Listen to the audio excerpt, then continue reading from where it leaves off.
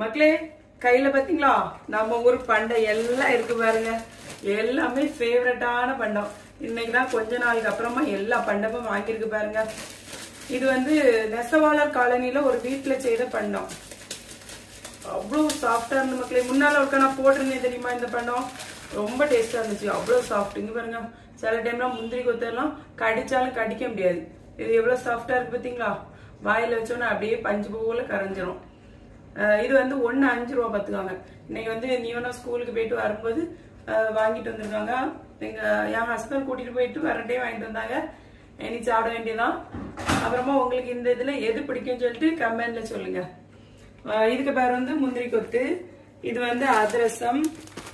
அப்புறமா சுத்து முறுக்கு, அச்சு முறுக்கு. சில ஊர்ல இதோட பேர் கூட மாறி இருக்கலாம்.